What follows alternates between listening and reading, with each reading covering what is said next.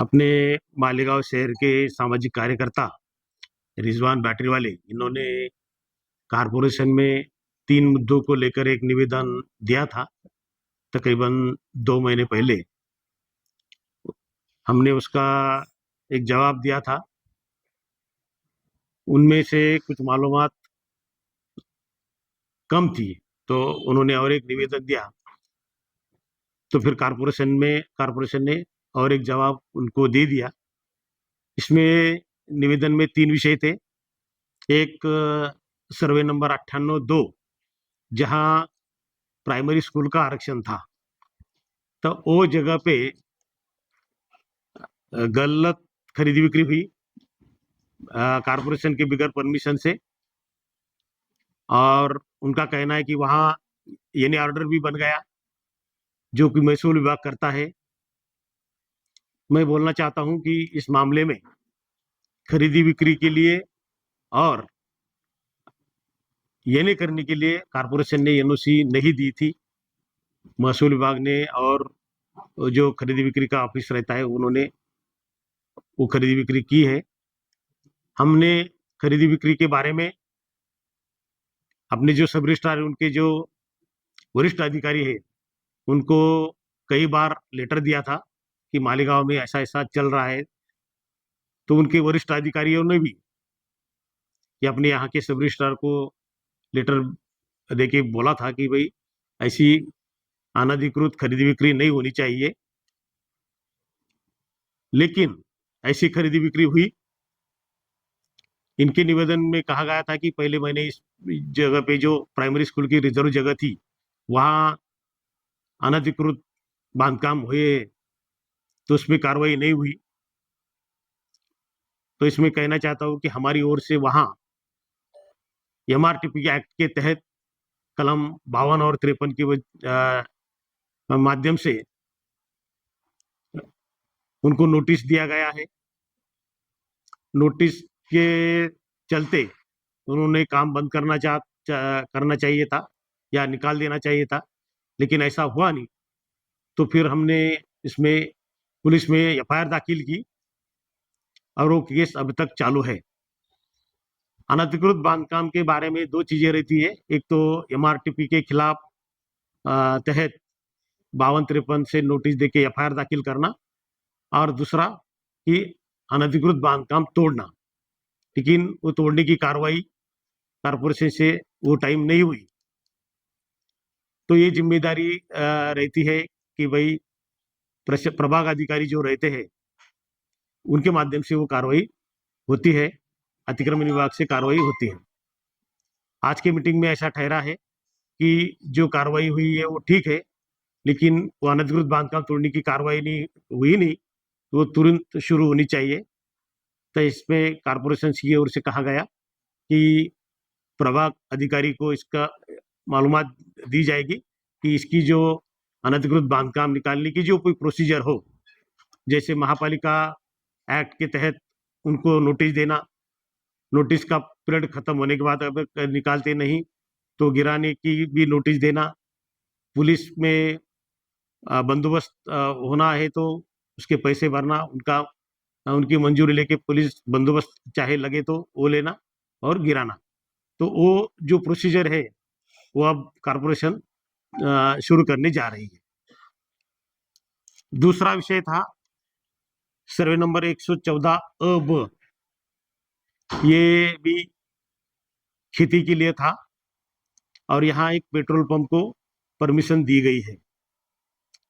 उसके आजू बाजू में 700-800 घर हुए, ऐसा उन्होंने निवेदन में दिया है। लेकिन ये जो जगह है पेट्रोल पंप वाली, वहाँ कारपोरेशन में माइनर मॉडिफिकेशन के माध्यम से उसका जोन बदला गया है। जैसे कि जोन बदलने की जो प्रोसीजर रहती है कि पेपर में जाहिरात देना, हरकती सूचना लेना और फिर गवर्नमेंट को प्रस्ताव भेजना, और ये नदी के बाजू में ये जगह है, तो इरिगेशन की भी जो एनओसी लगती है उसके चलते फिर ये मॉडिफिकेशन होता है। तो गवर्नमेंट को ये प्रस्ताव गया था, उसमें इरिगेशन की एनओसी भी थी और कारपोरेशन का ठहराव भी था, और वो माध्यम से गवर्नमेंट ने ये खेती के बजाय ये रेवा जोन या पेट्रोल पंप को जो जोन चाहिए वो गवर्नमेंट की ओर से मंजूर हुआ है। तो निवेदन करता है, उन्होंने बोला कि मुझे ये पूरे कागजात दे दो, तो हमने बोला है कि 2-3 दिन में ये पूरे कागजात आपको मिल जाएंगे। तीसरा विषय था 11,000 कॉलोनी में जो सेंट्रल गवर्नमेंट से घरकुल की योजना थी, उसमें 2-3 मुद्दे थे कि जो एक एडवांस ठेकेदार को दिया गया था उसकी वसूली नहीं हुई, तो इसके माध्यम से आर्बिट्रेटर की नियुक्ति की गई थी कि भाई ये वसूली होने के लिए आर्बिट्रेटर, और आर्बिट्रेटर का खर्चा ठेकेदार ने करना। लेकिन वो कार्रवाई में कुछ आगे बढ़ोतरी नहीं हुई और प्रशासन ने फिर उसमें हाईकोर्ट में केस दाखिल कर ली वो वसूली के लिए। दूसरा एक निर्णय इसलिए भी होना था कि ठेकेदार ने जैसा काम की वर्क ऑर्डर होना और काम एक्चुअल में होना, उसमें बहुत पीरियड गया, उसमें बीच के टाइम में मटेरियल के रेट बढ़ गए, तो डीएसआर के रेट का फर्क या जो रेट बढ़ा है उसका फर्क चाहिए, उसका भी उसने डिमांड की थी, लेकिन कारपोरेशन ने वो डिमांड मान्य नहीं की। वो भी निवेदनकर्ता को आज के दिन में बोला गया। दूसरा ये कहा गया कि जो एडवांस दिया गया था या जो सिक्योरिटी डिपॉजिट इसका था ठेकेदार का, तो बैंक गारंटी के स्वरूप में था। तो जैसा बैंक गारंटी की जो मुद्दत रहती है वो मुद्दत खत्म होने से पहले रिन्यूअल करना चाहिए था। कारपोरेशन ने बार बार ठेकेदार से कहा कि ये रिन्यूअल करो दो, तो उसने कुछ बहाने बना के कुछ लेटर वेटर चला के वो किया नहीं, और फिर बैंक की गारंटी का टाइम वहाँ खत्म हुआ, इसलिए कारपोरेशन की वसूली नहीं कर पाई, और इस माध्यम से जो भी वसूली का है वो अभी हाईकोर्ट में दावा चालू है। और एक मुद्दा उनका निवेदनकर्ता का था कि यहाँ जो मशीनरी इस काम के लिए आई थी वो सेंट्रल गवर्नमेंट से आई थी, और अभी जगह पे कोई भी मशीनरी नहीं है, ठेकेदार वो मशीनरी लेके गया है। लेकिन हमारे सिटी इंजीनियर इन्होंने आज के मीटिंग में कहा और उनको लेटर भी दिया ये माध्यम से 11,000 कॉलोनी से, उसमें कहा गया कि सेंट्रल गवर्नमेंट से कोई मशीनरी नहीं आई थी और जो मशीनरी से वो ठेकेदार की थी, इसलिए वो यहाँ रहने का सवाल नहीं, वो ठेकेदार वो लेके गया क्योंकि वो उसकी मशीनरी थी। ये मुद्दे पे आज चर्चा हुई है और उसमें फिर जो भी कागजात उनको चाहिए इस फाइल में से वो देना तय हुआ है 2-3 दिन में देने का। और जो पहले विषय में 98(2) में कार्रवाई करनी है अनधिकृत बांधकाम तोड़ने की, वो प्रभाग अधिकारी को ऑर्डर देके वो कार्रवाई चालू करने की, और कुछ जो रिकॉर्ड है उनको देने का, वो उनको 2-3 दिन में दे देने का, ऐसे आज की मीटिंग में तय हुआ है। सर ये कौन सी धन्यवाद। ये कौन सी स्कूल का विषय है, इसका नाम आप बता सकते हैं सर? ये प्राइमरी स्कूल है 98/2 सर्वे नंबर। अनधिकृत बांधकाम नहीं, स्कूल का बांधकाम नहीं हुआ, स्कूल का आरक्षण था, स्कूल का आरक्षण था, स्कूल था, प्राइवेट जगह थी, स्कूल तो हुई नहीं, लेकिन वहां ऐसा अनधिकृत टुकड़ेबाजी हुई। विदाउट आरक्षण ये कारपोरेशन इसके ऊपर कब से कार्रवाई करेगी? तो वही कहा गया कि भाई अभी ये जो अधिकार है 52-53 का अधिकार टाउन प्लानिंग को है, उन्होंने एफआईआर दाखिल कर दिया, उसका कोर्ट में चालू होगा। लेकिन जो गिराने का काम है वो प्रभाग अधिकारी का है, तो हम कल ही उनको लिखते हैं कि इसमें जो कार्रवाई होनी है, जैसा उसको कारपोरेशन का नोटिस वो अलग रहता है, एमआरटी पे अलग एफआईआर दाखिल करना, महापालिका का एक्ट उसको गिराना, तो उसकी भी नोटिस रहती है। तो नोटिस देके फिर नोटिस पीरियड खत्म होने के बाद जो भी कार्रवाई है पुलिस की मदद से वो करने को प्रभाग अधिकारी को कहा जाएगा। सर अभी आपने कहा 114A इसका कमिश्नर ऑफिस में केस जारी है और जो अरीजा इसका भरने का दिया गया है 2013 में, तो कारपोरेशन का स्टैंड क्या है? क्या भरने का? 114A हाँ, इसका मामला जो केस है जो कमिश्नर ऑफिस में जारी है। नहीं ऐसा कुछ केस वगैरह नहीं है, वो पेट्रोल पंप से जुड़ के ज्यादा करके तकरार थी कि भाई यहाँ खेती थी, वहाँ वो बांधा गया, और दूसरा कि ये नदी के किनारे है, 100 मीटर के अंदर, ऐसा उनका कहना था। लेकिन इरिगेशन ने उसको एनओसी दी है और वो माध्यम से वो जोन जोन को जोन मतलब लगा गवर्नमेंट ने। गवर्नमेंट हाँ, और उसके बाद में फिर उसको कारपोरेशन की ओर से पेट्रोल पंप को परमिशन दी गई। भरने का उनकी जो फीस है 2013 में नहीं, फिर चालू है अभी फिलहाल उसका परमिशन वगैरह होके रिसर्च चालू है, लेकिन अभी इनका कंप्लेंट है कि अभी 114 पे जो पंप है पेट्रोल पंप, हाँ, उसको मान्यता यानी मिली, परमिशन दी दी उसको। हाँ। काम करो ना, सवाल कर लो कि आप क्यों आए। आप आज कारपोरेशन किस लिए आए थे? 114, 198 और घरकुल योजना का क्या मामला लेकर? सर, अभी हमारी तकरीबन 1.5 घंटा माननीय कमिश्नर जी, टाउन प्लानर साहब, सिटी इंजीनियर साहब, मारवाड़ साहब, दीगर आला अफसरान महानगर पालिका के साथ में हमारी मीटिंग थी। आप मीडिया जानती है कि घरकुल को लेकर के हम तकरीबन 8-10 साल से उसके खिलाफ लड़ रहे हैं कि भारत सरकार की जो घरकुल की योजना है, महाडा की जो स्कीम है, वो मालेगांव शहर में 2009 में लागू हुई, काम शुरू हुआ और मालेगांव शहर में 21,684 कॉलोनियां बननी थी। उसकी मैंने हर मौके पे आपको डिटेल्स दी है कि क्या कैसे होना चाहिए था। लेकिन घरकुल के अंदर मैं हमेशा से कहते आया हूं कि 200 करोड़ से ज्यादा का करप्शन हुआ है मालेगांव शहर में, भ्रष्टाचार, 200 करोड़ का भ्रष्टाचार। बाजू में जलगांव शहर है, उस जलगांव के अंदर में सुरेश दादा जैन साहब जो कई टाइम के मिनिस्टर रह चुके हैं, इसी घरकुल के अंदर 1,48,00,000 रुपये में उनकी जिंदगी जेल में सड़ गई। यहाँ पे 200 करोड़ का करप्शन है। हमने भारत सरकार को, मालेगांव आवामी पार्टी के द्वारा श्री नरेंद्र मोदी जी को हमने लेटर दिया, सारी मालूमात दी कि सर यहाँ पे इतना बड़ा भ्रष्टाचार हुआ है। माननीय मोदी साहब के तरफ से आदेश हुआ कि इसकी फौरी तत्काल चौकसी की जाए और जितने ऑफिसर और जो ठेकेदार इसमें मुलविस है उन सबको कानून के दायरे में लिया जाए और कंप्लेनर को सारी बात बताई जाए। लेकिन उसके बाद भी यहाँ की महानगर पालिका, भ्रष्ट महानगर पालिका के ऑफिसरान के कान पे जुआ नहीं रहेंगी। भारत सरकार की तरफ से लेटर आने के बाद भी इनके कान पे जुआ नहीं रहेंगी।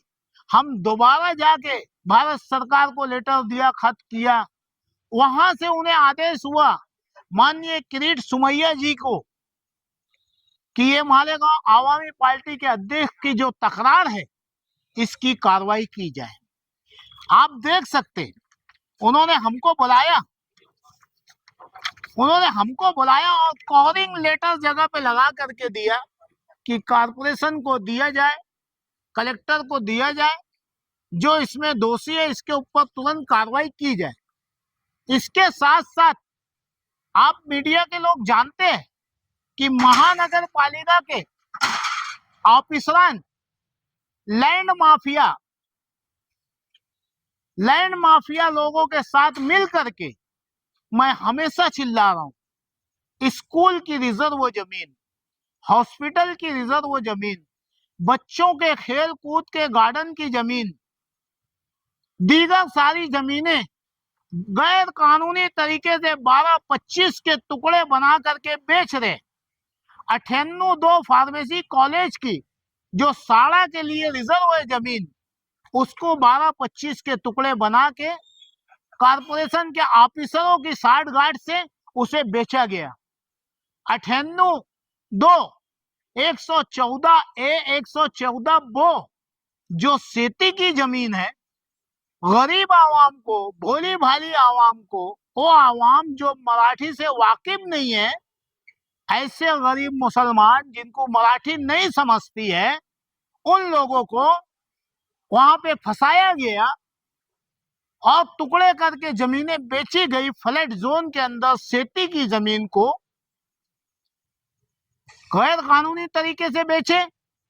हम महानगर पालिका को बार बार तो निवेदन दे रहे हैं, आगाह कर रहे हैं कि यह गैर कानूनी काम हो रहा है, इसे रोका जाए, लेकिन महानगर पालिका भ्रष्टाचारियों के साथ मिल करके न जाने कौन से जोम में है जो तमाम चोरों के साथ मिल करके उनको साथ दे रही है। आज ऊपर से आदेश हो गया है कि इन तमाम चीजों की इंक्वायरी बिठाई जाए, एसआईटी का गठन हो रहा है। आने वाले दिनों में भारत सरकार के आदेश पे हमने जो लेटर चलाया है, यहाँ पे वरिष्ठ ऑफिसरान, वरिष्ठ लीडरान आने वाले हैं और जो घरकुल की 15 से 20 दिनों के अंदर ईडी के द्वारा इनकी चौकसी शुरू होने वाली है। जो गरीब आवाम को फंसाया गया 114 में और अरबों में, आपने देखा कि कलेक्टर ने आदेश दिया है कि उसे उस जगह को आप सेती को बिन सेती करने के लिए, गैर सेती का उपयोग करने के लिए बाजार भाव 50% आपको नजराना भरना पड़ेगा, तब जाके आप उसका इस्तेमाल कर सकते हैं। इसका मतलब 50% बोले तो आज के टाइम में 70 करोड़ के ऊपर उस गरीब बस्ती वालों के ऊपर बोझ। और जिसने जमीन बेची वो रजिस्ट्रार ऑफिसरान से मिलके, महानगर पालिका के ऑफिसरान से मिल करके बैल गोटिया साटी बोल के खरीदी दी गई है। बैल गोटिया साटी आवाम की फसौनी की गई है। हमारी सरकार से अपील है कि इसकी कड़ी चौकसी होना चाहिए और जो भोली भाली आवाम को फंसाया गया है उन ऑफिसरान की चौकसी होना चाहिए। इसमें आप देख सकते कि कमिश्नर साहब आर्बिट्रेटर्स हैं घरकुल के अंदर। उन्होंने, गोसावी जी ने यहाँ पे एक आर्बिट्रेटर्स को नियुक्ति किया, रिटायर्ड जज को 70 लाख रुपया खर्चा दिया, 70 लाख रुपया आर्बिट्रेटर्स को। ये होते हुए मालेगांव महानगर पालिका के माननीय श्री बच्चाओ साहब, मारवाड़ साहब, इन लोगों ने सरकार की आंख में धूल झोंकने के लिए कोर्ट के अंदर इन्होंने पेटिशन दाखिल कर दी। जब आर्बिट्रेटर्स का काम चालू है तो आप कोर्ट में कैसे गए? और ये 3 फेज का काम है, घरकुल का 3 फेज का काम है। कोर्ट को ये बताया गया कि ये तीनों एक ही फेज है, तो कोर्ट में तो ये रद्द हो जाएगा। इसका मतलब ये लोग ठेकेदार के साथ और भ्रष्ट जो ऑफिसर बार बार एंटी करप्शन आके इनके गिरेबान में पकड़ के ले जा रही है, ये ऐसे चोर ऑफिसर, इनको बचाने के लिए और गरीब आवाम, मालेगांव शहर की भोली भाली आवाम, माइनॉरिटी की आवाम, मुस्लिम आवाम को ना अतिक्रमण से राहत मिल रही है, ना गंदगी से, ना हॉस्पिटलों में कोई सुविधा है, ना मालेगांव शहर में एक गार्डन है। सारी चीजें ये लोग 12-25 के टुकड़े बना के लैंड माफियाओं के साथ बेच रहे हैं।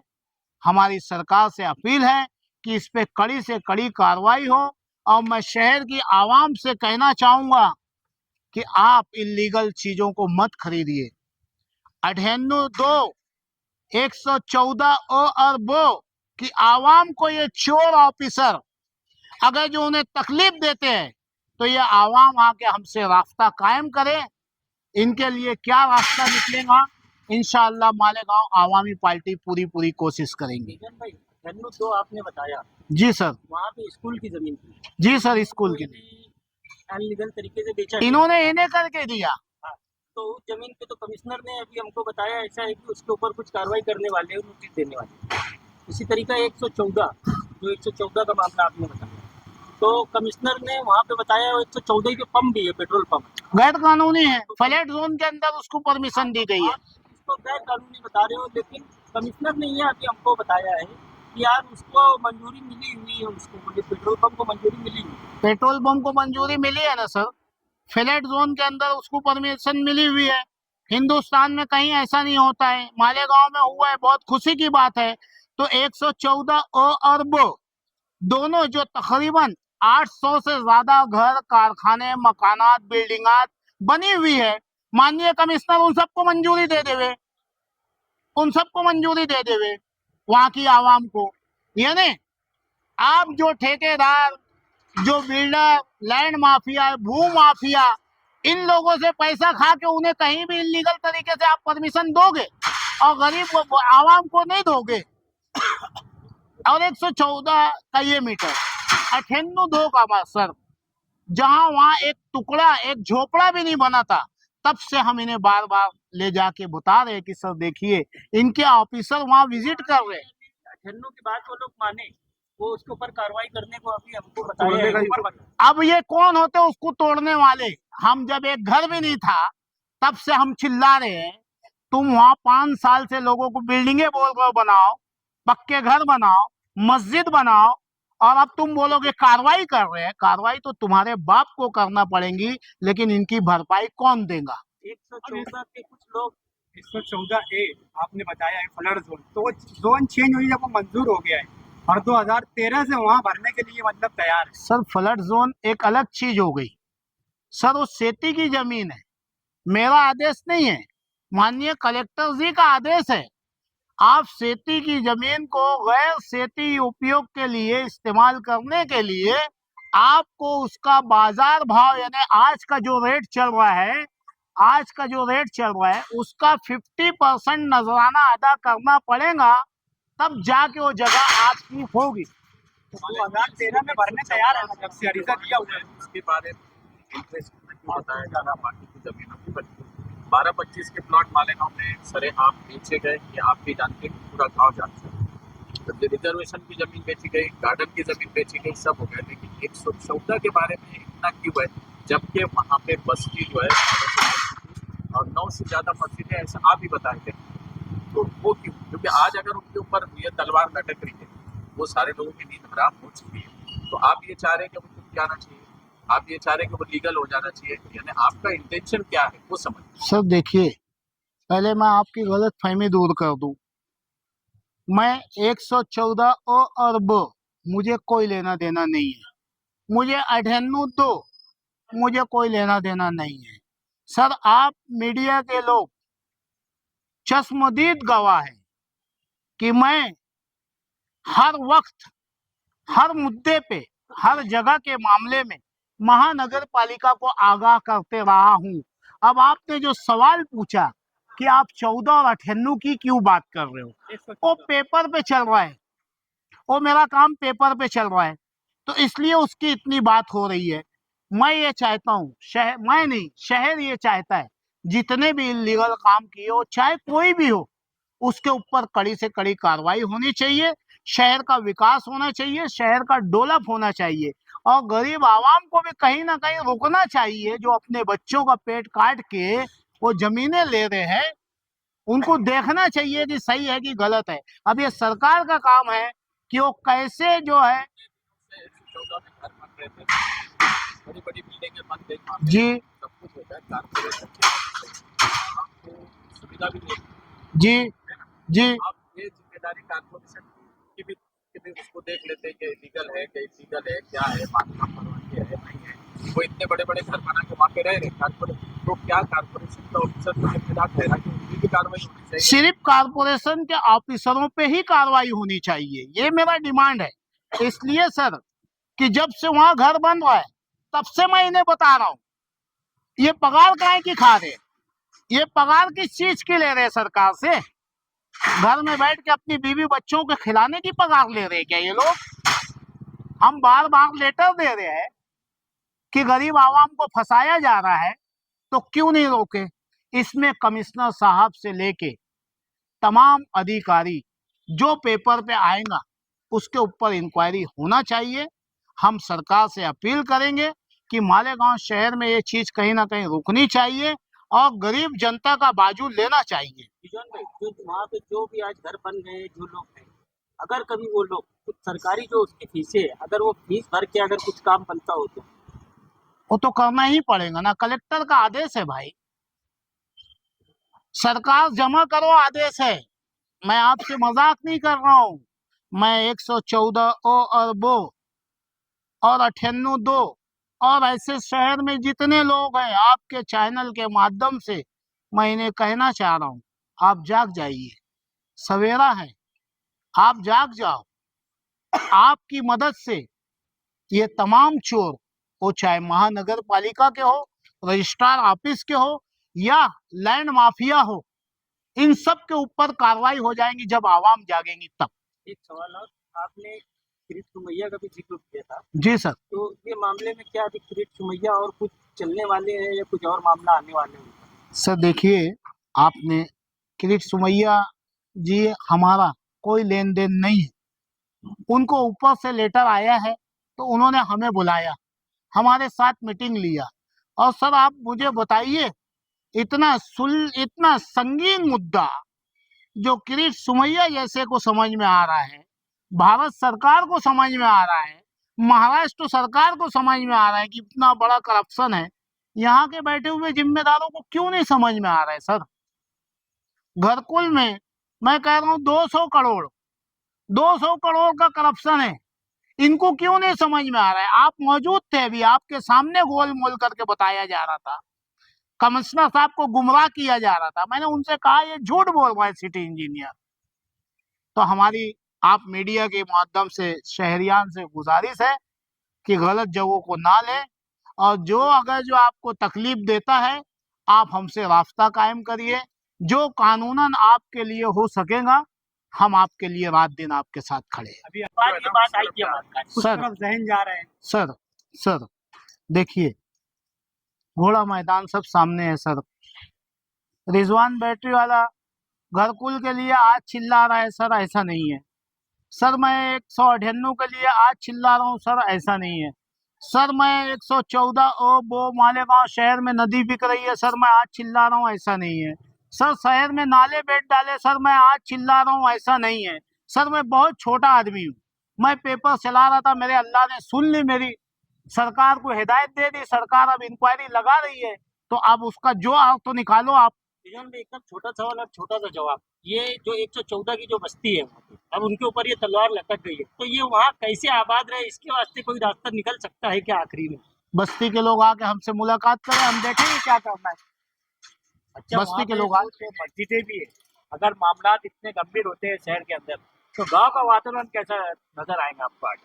सर मैं मुसलमान हूँ, मस्जिद मेरी है, नबी के नाम पे जेल में जाने वाला मैं हूँ, और आइंदा भी मेरी मस्जिद पे, मदरसे पे, मेरे रसूल के नाम पे अगर जो कोई तहमत आएंगी तो सबसे आगे मैं ही खड़ा रहूंगा। बस्ती वालों से कुछ अपील? बस्ती वालों से हम यही चाहेंगे कि आपको अगर जो कोई डराए, धमकाए, गुमराह करे, फिर से कोई नया रास्ता दिखाए, आप उनके झांसे में मत आओ। लीगल पॉइंट हम आपको बताएंगे कि आप कैसे बचोगे और ये ऑफिसर कैसे फंसेंगे वो हम बताएंगे।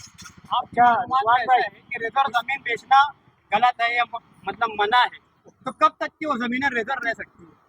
देखो रिजर्व है ना, 20 साल के लिए होता है, 30 साल के लिए होता है, 10 साल के लिए होता है। वो महानगर पालिका का काम होता है, जिस चीज के लिए मुख्तस की गई है जमीन, जिसकी जमीन है उसको सरकारी कीमत दे देवे और उस चीज के लिए रिजर्व कर लेवे। अगर जो उसकी गारंटी के अंदर में महानगर पालिका उसको नहीं पैसा अदा कर पाती है तो जमीन मालक डायरेक्ट वहां कब्जा नहीं कर सकता है। उसकी भी कानूनी पुरोता है, वो उस पुरोता से जाए और वो अपनी जमीन को वहां से छुड़ा ले, ये तरीका है। इसके अलावा कई ओपन स्पेस और कई जगहों पे ओपन स्पेस बेच के लोगों ने जो है तो दुकानें बना ली है, इसके आगे कहाँ तक जाएंगे आप? मैं कहीं नहीं रुकने वाला हूँ। अतिक्रमण के लिए अभी हमारी पहली लड़ाई चलेगी, लैंड माफिया के खिलाफ हमारी लड़ाई चलेगी, भ्रष्ट और अपिस्वान के खिलाफ हमारी लड़ाई चलेगी।